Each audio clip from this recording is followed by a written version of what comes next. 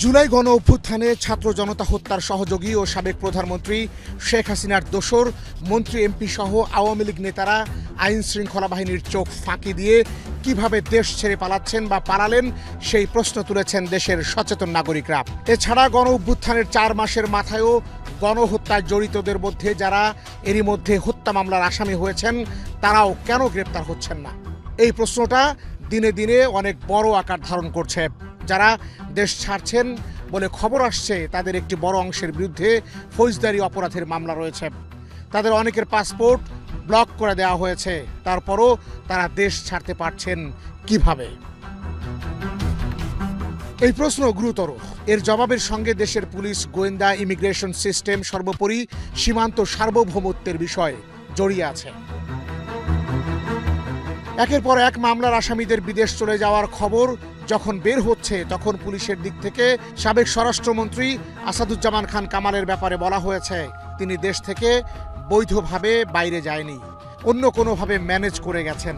Immigration পার হলে আইন শৃঙ্খলা বাহিনীর কাছে প্রমাণ থাকবেই। অনেকেই অবৈধভাবে দেশের সীমানা পাড়ি দিচ্ছেন। সিলেট, ব্রাহ্মণবাড়িয়ার আখাউড়া সীমান্ত, নেত্রকোনা ও ময়মনসিংহের হালুয়াঘাট, যশোর অঞ্চল, লালমনিরহাট সহ উত্তরের সীমান্ত এলাকা দিয়ে গুরুত্বপূর্ণ আসামিদের দেশ ছাড়ার প্রবণতা বেশি। এজন্য জনপ্রতি 50,000 থেকে 25-30 লাখ টাকা পর্যন্ত দিতে হচ্ছে সীমান্তের দুই পাশের দালালদের এই টাকা দিলেই যে তারা ঠিকঠাক পৌঁছে দেবে সে গ্যারান্টিও নেই। অনেক সময় দালালেরা এসব লোকের কাছ থেকে টাকা পয়সা কেড়ে নিয়ে ছেড়ে দেওয়ার ঘটনাও ঘটাচ্ছে, যেমনটি ঘটেছে বিচারপতি মানিকের ব্যাপারে।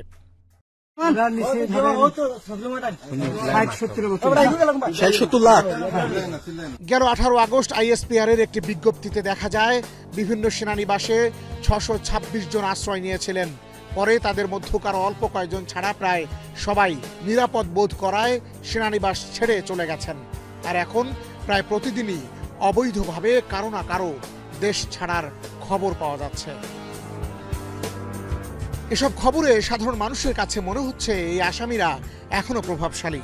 হয় তারা প্রভাব খাটিয়ে নয়তো কোনো মহলের সঙ্গে মোটা অঙ্কের টাকা পয়সা রফা দফা করে দেশ ছেড়ে বেরিয়ে যাচ্ছেন। জনমনের এই ধারণা সাংঘাতিক পরিণতি বয়ে আনতে পারে। ব্যাপকভাবে যদি এই ধারণা জনমনে গেঁথে যায় তাহলে তারা এই সিদ্ধান্তে আসবে যে হয় পতিত সরকারের এসব নেতাদের ঠেকানোর মতো ক্ষমতা এই সরকারের নেই, নয়তোবা তাদের টাকার কাছে কেউ কেউ বিক্রি হয়ে যাচ্ছেন। এই দুটো ধারণাই সরকারের জন্য বিপদ ডেকে আনতে পারে।